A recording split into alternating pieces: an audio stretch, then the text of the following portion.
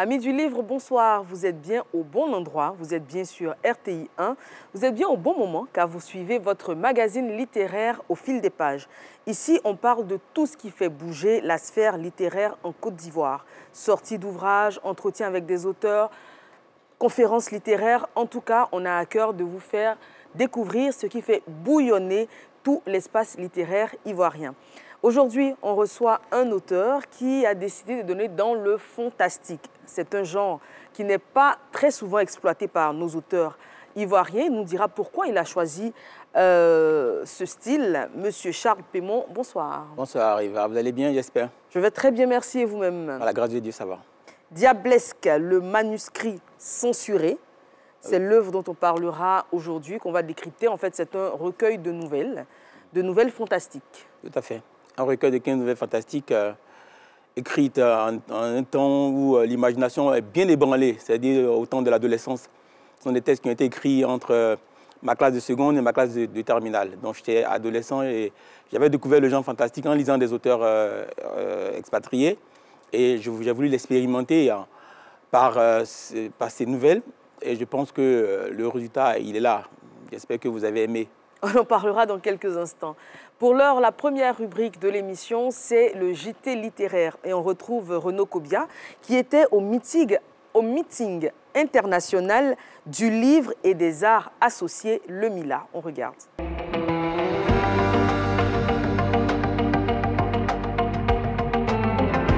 La 4e édition du meeting international du livre et des arts associés MILA s'est tenue du 27 au 29 octobre 2021 à Abidjan. Organisé par Kwaku Communication, cet événement a pour objectif de promouvoir le livre et l'art et également créer un cadre de rencontre entre les écrivains ivoiriens et ceux du reste du monde. La cérémonie d'ouverture de cet événement littéraire s'est tenue à l'espace Mapé de Cocody en présence de nombreux écrivains et amoureux du livre. Au terme de la cérémonie d'ouverture, Tiemele Solange, représentante de Mme Ami Tounkara, députée de Trècheville, 3e vice-présidente de l'Assemblée nationale et par ailleurs marraine de ce 4e MILA, a fait le tour de tous les stands des participants. Pour le promoteur de cet événement, si les autorités ivoiriennes accompagnent le MILA, il peut faire d'Abidjan la plaque tournante du livre sur le continent. Depuis 2017, la première édition de l'événement, il faut dire que c'est un événement qui s'installe peu à peu dans le paysage des événements littéraires en Côte d'Ivoire. En ce sens que la 3e édition, nous étions à près de 3000 visiteurs sur les 3 jours aujourd'hui.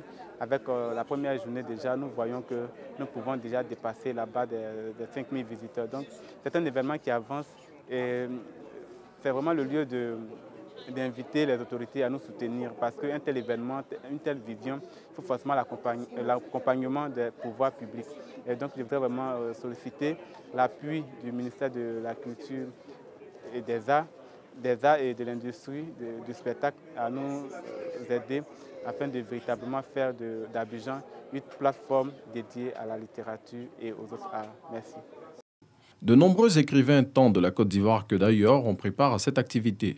Le meeting international du livre et des arts associés, c'est fondamental.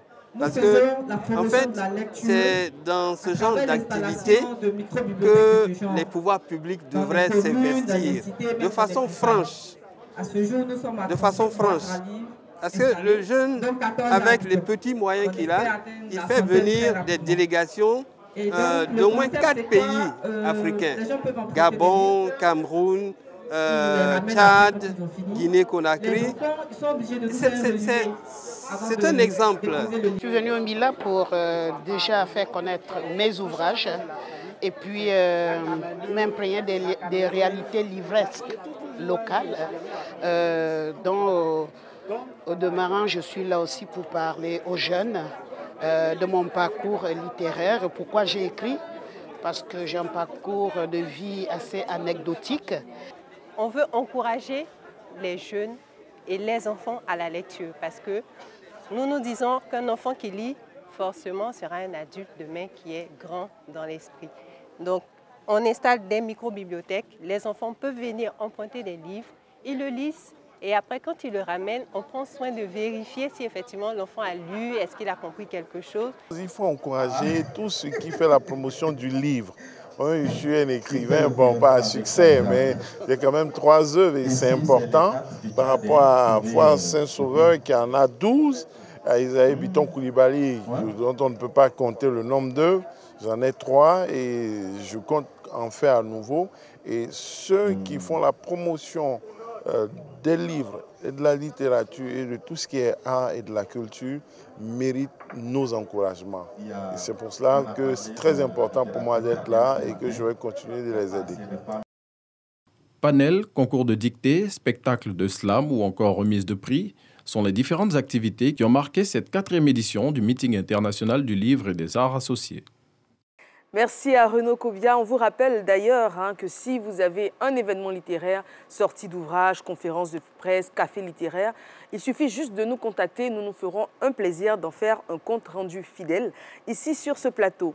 Monsieur Paiement, on vient de voir donc le MILA. Il y a énormément d'actualités, d'événements littéraires qui se déroulent en Côte d'Ivoire. Vous-même, vous êtes le président de l'association des éditeurs de Côte d'Ivoire, l'ACEDI, et vous organisez également le Salon du Livre. Nous organisons chaque année au mois de mai le Salon international du livre d'Abidjan et nous organisons au mois de décembre le Salon international du livre d'enfance et de jeunesse, le SALEA. Mais à côté de cela, puisque vous nous avez l'occasion de parler de l'ACEDI, dans mon mandat, dans mon programme justement, j'ai souhaité avoir une fédération de toutes ces activités. Parce qu'il y a beaucoup de bouillonnements littéraires, comme vous le dites, mais il faut coordonner tout ça pour que des dates soient connues, pour qu'on soit de plus en plus professionnel. Pour que l'agenda soit... Les événements ne se chevauchent pas. Ne se chevauchent pas d'abord et ensuite aussi que l'on puisse programmer. Parce que moi, ce que je vois, c'est une dimension internationale. La Côte d'Ivoire, elle a déjà beaucoup prouvé en matière de livres, mais il faut maintenant que nous puissions exporter nos événements littéraires et culturels. De ce point de vue-là, ces événements qu'on vient de voir, comme le salon, comme tous ces salons, même le salon de Cocody, les salons à l'intérieur du pays, je suis en train d'organiser. Le salon de Cocody, d'ailleurs, on y était. Et on voilà, je suis en train d'organiser tous ces organisateurs-là, tous ces promoteurs. Et nous allons entrer en assemblée bientôt pour signer une convention afin que l'ACEDI puisse coordonner cela pour que ce soit un peu plus vendu. Parce que nous pensons que, vous voyez bien la dénomination du ministère de la Culture et de l'industrie des arts et du spectacle. Ça veut dire qu'il faut passer à l'industrialisation. Ça va demander La littérature est un art, on le précise. Voilà, tout à fait. Donc, ça va demander une certaine organisation pour faire en sorte que les métiers soient professionnalisés, tous les secteurs. Donc, ces gens d'activité littéraire, nous les soutenons. C'est sûr que nous allons continuer à donner le meilleur de nous-mêmes pour les emmener à atteindre une certaine dimension où ce ne sera pas juste pour un public local, mais sera un public international. Et que ce soit inscrit à tous les agendas d'activités littéraires dans le monde entier. Et d'ailleurs, on rappelle, vous l'avez dit, le Salon international du livre d'Abidjan, c'est du 18 au 22 mai prochain. On en reparlera sur ce plateau, c'est clair. Et puis, on sera bien évidemment sur les lieux pour L'AITI étant partenaire de l'événement. Voilà, pour rencontrer tous les acteurs qui font vivre le livre en Côte d'Ivoire. On revient donc à votre œuvre diablesque, le manuscrit censuré. Je l'ai dit, c'est le genre fantastique que vous avez choisi. Vous avez expliqué que vous avez écrit cette œuvre-là quand vous étiez encore adolescent. Vous venez de découvrir le genre. Pourquoi décider de l'exploiter et de l'explorer? Bon, d'abord l'explorer parce que, vous savez, on dit souvent que Victor Hugo disait qu'il serait Chateaubriand ou rien. Finalement, Victor Hugo n'était plus que Chateaubriand. Et moi, quand j'étais adolescent, je disais que je serais Bernard Dadier ou rien. Je me rends compte que Bernard Dadier, qui est le père de la littérature ivoirienne, il a exploré tous les genres, sauf le genre fantastique. Voilà pourquoi j'ai voulu le faire. Et je pense que ça m'a réussi parce que ça m'a permis de le rencontrer et d'entrer carrément dans sa sphère de vie. Il a fait de moi carrément un fils. Et donc, c'est parce que Dadier n'avait pas exploré le genre fantastique que l'adolescent un peu rebelle, un peu imaginatif, si engagé. C'est très ambitieux. Oui, très ambitieux. Mais en même temps aussi, c'est un genre qui nous permet d'arriver toujours à des leçons de vie. J'ai compris déjà dès l'adolescence, à travers mes lectures, que toute œuvre littéraire, que tout genre littéraire, c'est pour arriver à une leçon de vie. Que ce soit la poésie, le théâtre, le conte, la nouvelle, le genre fantastique, tout ce que vous voyez comme genre, l'épopée, on arrive toujours à une leçon. Alors justement, si vous deviez définir le genre fantastique. Le fantastique est ce genre qui explore les dimensions inexplorées de l'imaginaire. Donc ce qui ne peut pas se passer dans la vie réelle. Dans la vie réelle, on l'explore. Parce qu'il y a la science-fiction qui se déroule dans l'univers au-delà de la planète Terre, mais le fantastique se déroule là, sur place. Nous sommes en train de faire l'émission et je peux imaginer qu'il y a un trou qui se crée là, devant nous, et il y a un être qui sort et qui commence à nous peut-être donner des conseils. Je dis ça comme ça, hein. Ce serait fantastique parce que dans la vie réelle, il est impossible que, alors que vous et moi nous sommes assis ici, il y ait un trou qui s'ouvre et qu'un être humain sort. Mais quand l'être humain sort, c'est peut-être parce que nous sommes en train de débattre d'un sujet et que peut-être on n'a pas bien exploré le sujet et que cet être qui sort va nous amener à aller plus loin. Et donc, du coup, le fantastique nous permet de créer ces situations-là. En même temps, ces récits, on va dire, ces nouvelles, pas des récits, ces nouvelles fantastiques sont des allégories. Ce sont des allégories, parce que, évidemment, si vous lisez Diablesque au premier degré, vous allez être choqué. Vous allez être choqué. C'est ce qui m'est arrivé. D'ailleurs, on va commencer, on va rentrer dans le vif du sujet et parler de la première nouvelle qui donne d'ailleurs son nom au livre, donc la nouvelle éponyme. Diablesque, c'est une allégorie de... comment dire, de ces personnes-là qui pensent avoir la science infuse. Oui. C'est le message que vous voudriez faire passer dans l'œuvre, mais la description que vous en faites, en tout cas, c'est l'histoire d'une femme qui est dans une église et qui tente d'assouvir ses fantasmes. Oui, une femme qui est très belle, parce que la beauté poussée à l'extrême amène les gens à penser qu'ils ont atteint le sommet, par exemple, de l'instruction. Pareil aussi pour la connaissance. Et donc, la beauté, la connaissance, le savoir, tout ça, si l'individu qui en est dépositaire n'est pas instruit d'un minimum d'humilité, il arrive à que cet individu-là dérape. Et c'est le cas qui arrive à Diablesque. Diablesque, elle est tellement belle, mais une créature vraiment parfaite, qu'elle estime qu'elle ne peut pas se laisser souiller par un homme. Donc tous les hommes, les êtres humains comme nous, là, hein, qui l'ont courtisée, elle les a envoyés balader. Voilà, comme on dit en Côte d'Ivoire, elle a cassé leur cou. Parce qu'elle estime qu'elle était trop belle. Et donc, on lui demandait, mais attendez, il faut bien que tu appartiennes à quelqu'un. Elle dit qu'elle préfère appartenir au Fils de Dieu. Parce qu'elle estime que le Fils de Dieu est parfait. Et donc, elle va s'autoproclamer la fiancée du Fils de Dieu. C'était d'ailleurs le premier titre. Le titre, c'était la fiancée du Fils de Dieu. Après, j'ai mis celle qui disait être la fiancée du Fils de Dieu. Pour éviter les confusions. Et puis après, malheureuses. comme elle a prononcé, elle-même, elle s'est auto-appelée, elle s'est auto-nommée Diablesque. Pas Diablesse, mais Diablesque. Alors, j'ai pris cela comme le titre de l'œuvre. Mais alors, elle va entrer dans une église, parce que si vous êtes amoureux ou amoureuse d'une personne, à un moment, il faut qu'il y ait un contact. Vous voyez. Et donc, elle va se livrer à ses fantasmes sur la statue du Christ à l'intérieur d'une cathédrale et de nuit, avec justement la participation des forces cosmiques. Ces forces cosmiques-là, c'est cette dimension qui fait de l'œuvre une œuvre fantastique. Finalement, on est tenté de se poser la question, une de sérieuses questions sur la santé mentale du Diablesque. Mais bon, on est dans le... Elle estime que... On est dans le fantastique. Oui, mais même là, mais le fantastique n'est jamais loin de la réalité. Il n'y a pas de logique. Regardez, aujourd'hui, on voit des vidéos où il y a des soi-disant serviteurs de Dieu qui amènent leurs fidèles à brouter de l'herbe.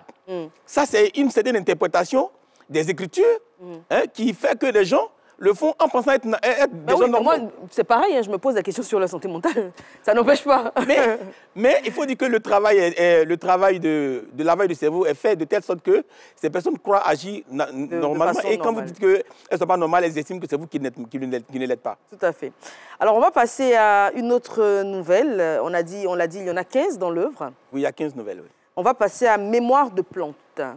Là, il est question, en tout cas ce qu'on est censé en retenir, c'est la protection de l'environnement. Oui, parce que comme je dis, ce sont des nouvelles allégoriques. Donc, le plus important, c'est ce qu'on retient à la fin. Dans le cas de Mémoire de plantes, c'est la protection de l'environnement. Mais ça démarre par un adolescent qui n'a pas connu son père.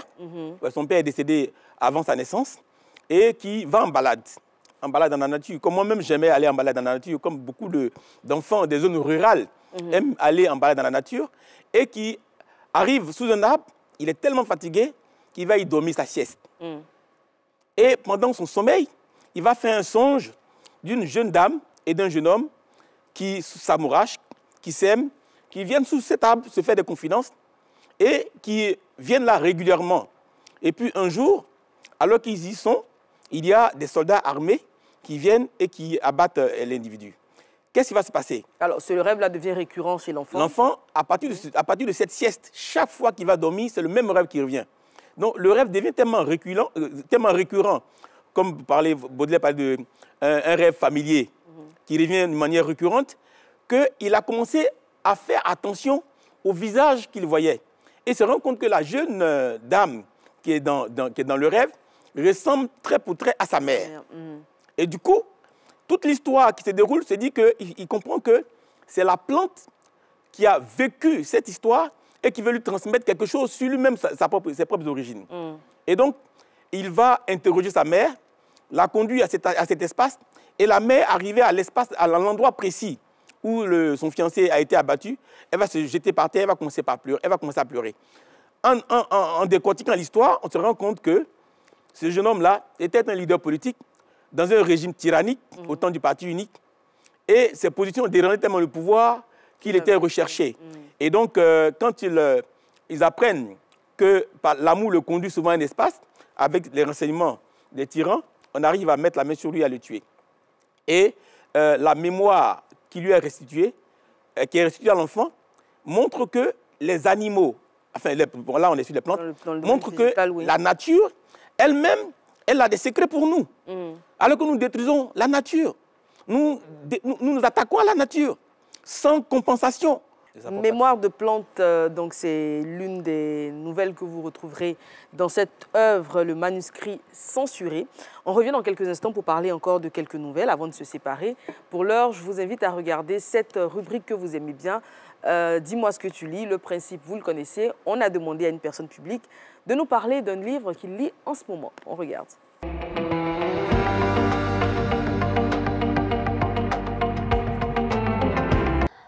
Je suis Dr Khan Aminata, je suis chirurgien dentiste à l'UFR d'odontostomatologie.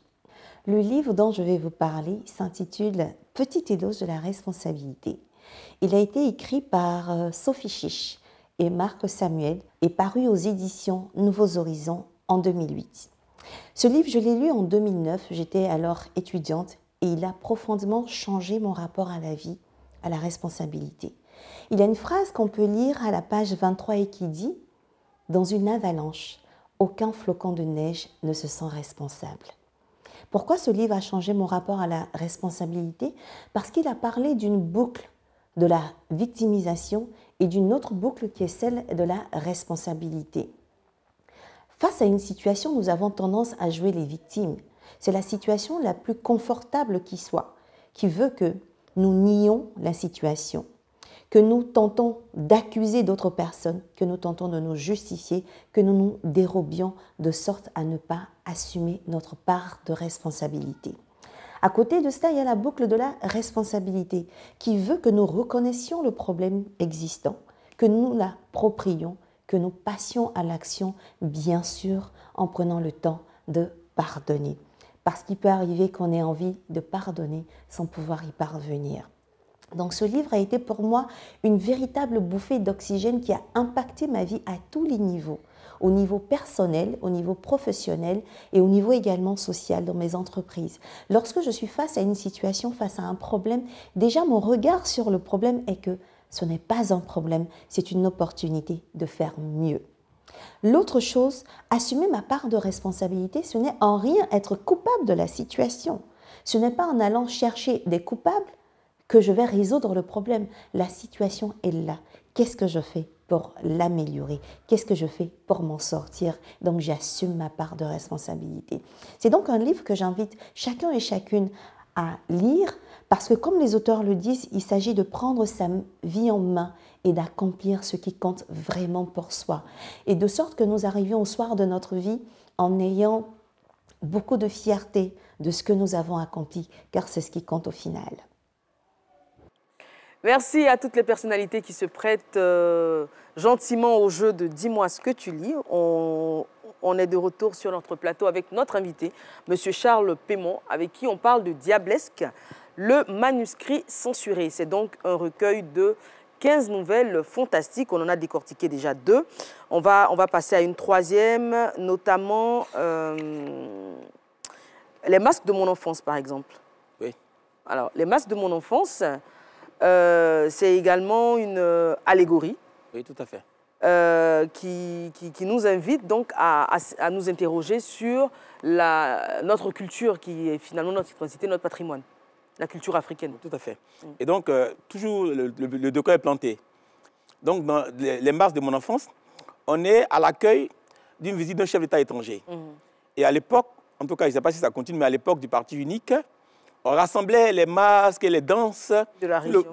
Sur le parcours de l'aéroport Félix Faure-Boigny, parfois jusqu'à Cocody, à l'hôtel Ivoire. Et l'hôte est censé découvrir ce parterre de richesse culturelle. Mais le problème, c'est que souvent, pour une arrivée qui doit se faire dans 5 heures, on met les masques et les danseurs au soleil pendant des heures et des heures. Et pour moi, je voulais dénoncer cela de manière indirecte en disant que si on veut valoriser notre patrimoine culturel, ce n'est pas la meilleure manière.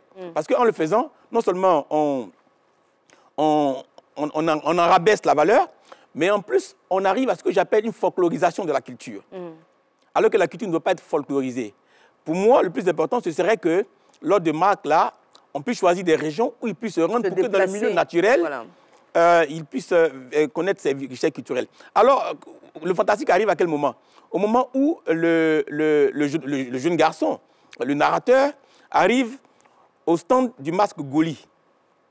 Voilà, c'est un baoulé, un jeune baoulé, il arrive au stand du masque Goli et regarde le masque Goli et du coup, il est transporté dans son village, à Tcheguakro. Vous voyez, de là, de l'espace de l'aéroport, il se retrouve à Tcheguakro et non seulement à Tcheguakro, dans son village, mais tout le contexte se met autour.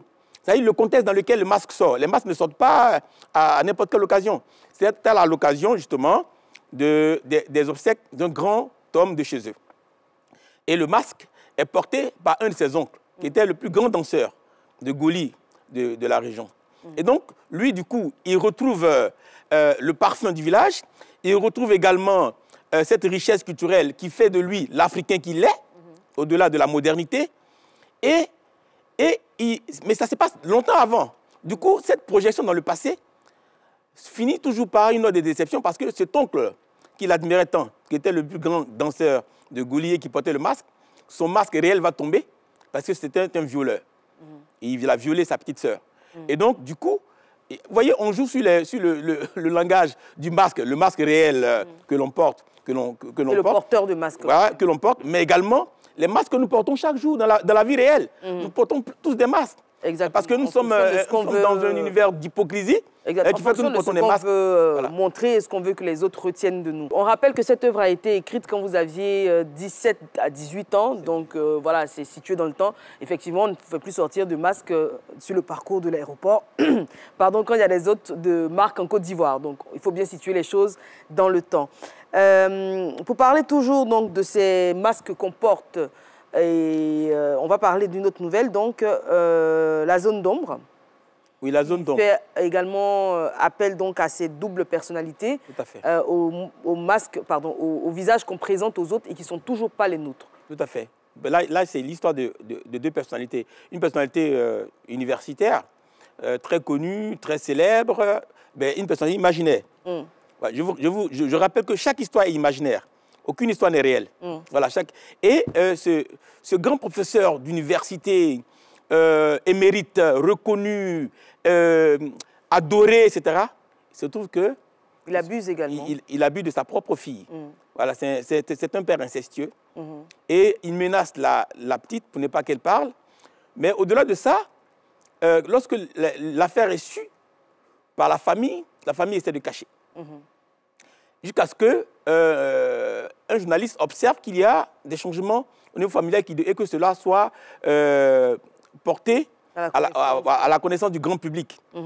Et l'acteur de cinéma, le célèbre acteur de cinéma qui lit ça dans la presse, qui est choqué de savoir que son prof d'université qu'il adorait tant est coupable de ce crime, lui-même se rend compte que lui-même, il a une zone d'ombre parce que chaque fois qu'il a une nouvelle conquête... On ne va pas douter. Voilà, il finit par... On va laisser de la sève, comme je disais. Voilà, donc la question de la double personnalité, elle est réelle pour certaines personnes. Mais est-ce à dire que ces personnes ne sont pas responsables de leurs actes? Parce que certains diront, Je ne sais pas ce qui m'a pris et je l'ai fait. Alors que je pense que nous pouvons être maîtres de nos pulsions. Dernière articulation de cette émission, on retrouve Renaud Kobia qui sillonne la ville d'Abidjan avec des questions et des livres. Le principe, il est tout simple. Il vous pose une question. Si vous avez juste, eh bien, vous remportez un ouvrage littéraire. On regarde.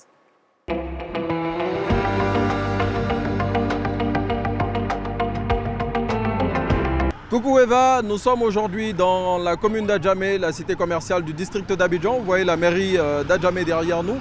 Et c'est ici qu'aujourd'hui nous allons tester la culture littéraire de quelques personnes que nous allons rencontrer. La question du jour, c'est qui a écrit l'œuvre La formation d'un peuple? Est-ce Pierre Kipré, Fatou Boli ou Farga Sansandé? Suivez-nous, vous le saurez. Fatou Boli. Farga Sansandé. Je crois que je ne vais pas me tromper. Pierre Kipré. J'ai gagné. Fatou Boli. Fatou Boli. Oui. Ça me surprend. Pierre Kipré. Pierre Kipré. La formation d'un peuple, c'est Pierre Kipré. Bien, bien. Bravo à moi. Dernière partie de notre émission, on retrouve notre invité, M. Charles Pémont, avec qui on parle de Diablesque, le manuscrit censuré, 15 nouvelles fantastiques. Et à chaque nouvelle fantastique, il y a une morale finalement qu'il faut retenir, parce qu'il y a énormément de thèmes qui sont abordés de façon subtile, on dira. On a parlé donc des hommes et de leurs travers. On a parlé de conscience, on a parlé de foi, on a parlé de beaucoup de choses. Qu'est-ce qu'il faut en retenir? Il faut retenir que toute œuvre littéraire a pour but d'apporter un remède à la société. Et tout genre littéraire également pour but d'apporter un remède à la société. Et ce remède se trouve dans la morale. Et si vous voyez Diablesque, le manuscrit censuré, nous faisons appel à ce qu'on appelle l'imagination.